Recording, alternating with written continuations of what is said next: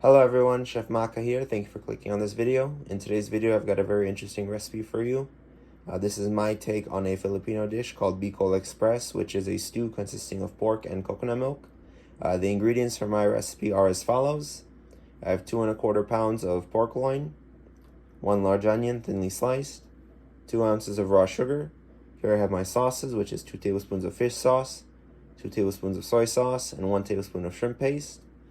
In this bowl, I have a 1/4 cup of ginger, finely minced, 1 head of garlic, finely chopped, and 2 jalapeno peppers, deseeded and destemmed, also finely chopped.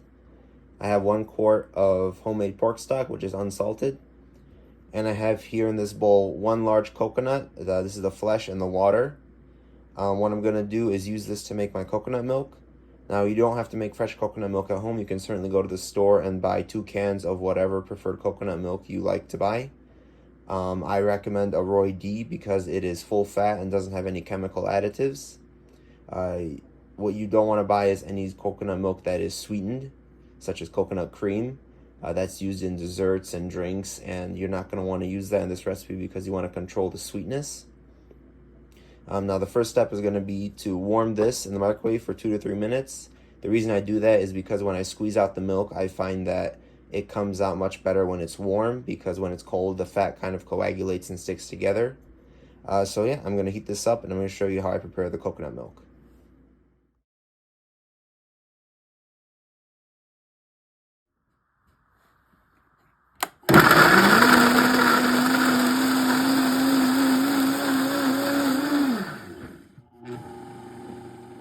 Alright, after the warm coconut has been ground down into a paste, I just scraped it out of my blender into this fine mesh strainer, which fits perfectly over this metal bowl. And now I'm just going to use a metal spoon to press it around and squeeze it down until all of the coconut milk comes out, and all I'm left with is the fine shredded coconut. That's just going to take a few minutes.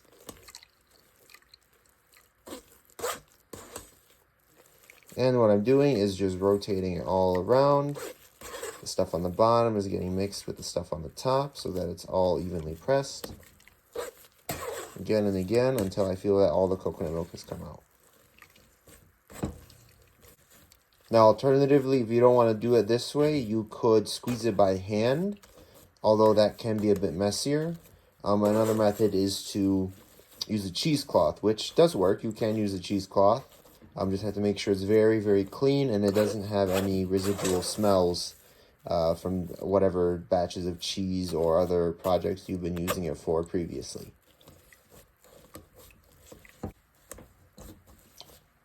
Okay, so this feels nice and dry. I don't hear any more milk coming out. I'm just going to lift it to the side real quick, scraping the bottom. And there you can see is our nice fresh coconut milk, very, very rich. It looks about the consistency of heavy cream. And this is going to go really well with the pork in the Bicole Express. So I almost forgot to mention, don't throw out this coconut pulp. There are ways you can use it. You can use it to feed birds or chickens if you have them. Or what I like to do is I use it for in baked goods. I add canned coconut milk that I bought from the store to this pulp to refresh it and get fat back into it. And then I use it in cakes and cookies and different baked goods like that. It's a great way to use it and not be wasteful. Alright, now that our coconut milk is set aside, I'm going to go ahead and cut up the pork.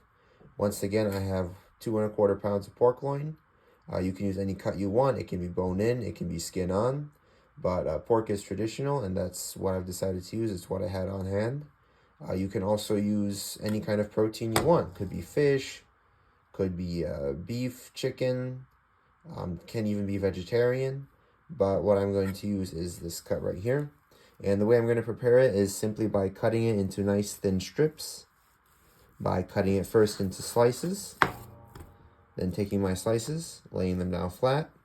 And then cutting them into about 2.5 inch long strips. And I'm going to do that with the entire loin. Just going to show you once more. And then I'm going to cut the rest of the loin up.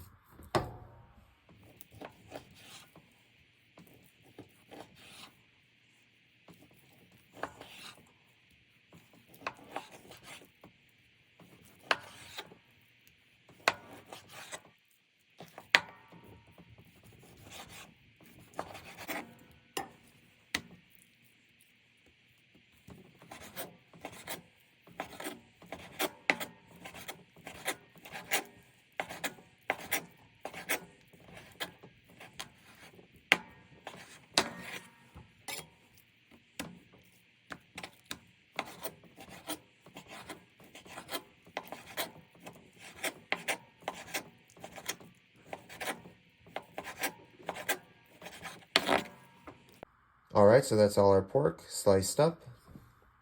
The next step is to brown it. I'm going to brown it in a little bit of neutral oil until it's golden brown all over, nice and caramelized. And I'll show you the step after that. Now I'm going to add in the pork.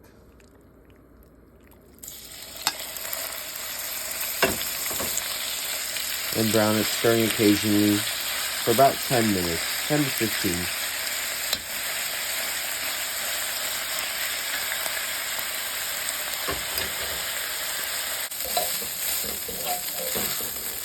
Alright, now that the pork is just beginning to brown, we're going to add our onion.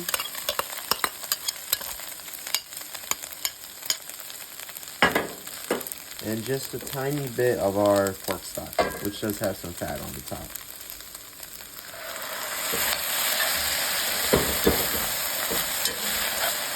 We're going to continue to cook this until the water evaporates, the fat sticks to the bottom, and it continues to burn.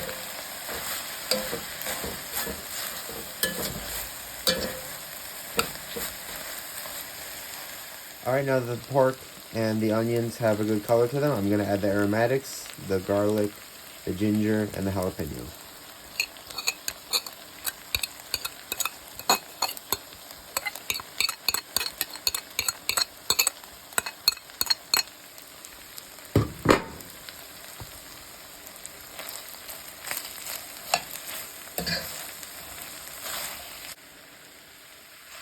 Alright, now that the aromatics are heated through and they're giving off their aroma, I'm going to go ahead and add the raw sugar and the sauces.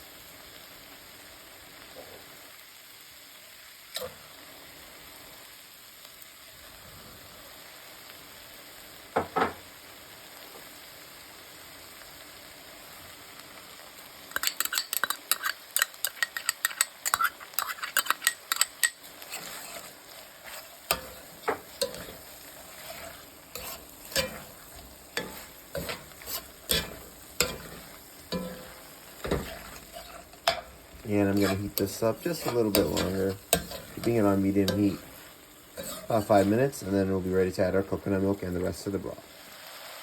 Alright, now I'm going to raise the heat to high because we're about to add our liquids.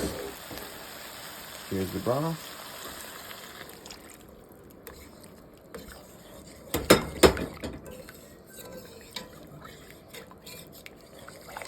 You'll scrape off the sides, get all the fond off into the liquid. And here's the coconut milk.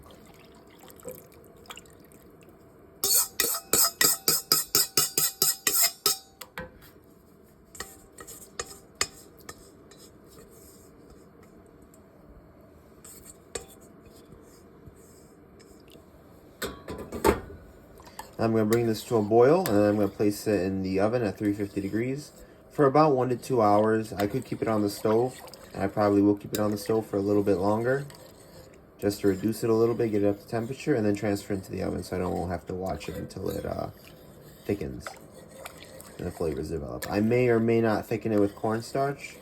We'll see when it's fully cooked. So after 1.5 hours of cooking, the stew is reduced and the meat is tender. What I did was I just put this on the stove top, brought it to a simmer, and I added in 1 tablespoon of cornstarch mixed with 2 tablespoons of water, just to thicken it up a bit. And I'm going to simmer it for about 5 more minutes until the starch is fully cooked. And then I'll be serving it over some whole grain jasmine rice. You can serve it over the rice or carbohydrate of your choosing. Just before you do so, make sure to adjust for seasoning. Make sure it's seasoned to your taste and your preference. And I'll show you what it looks like after I serve it in just a moment.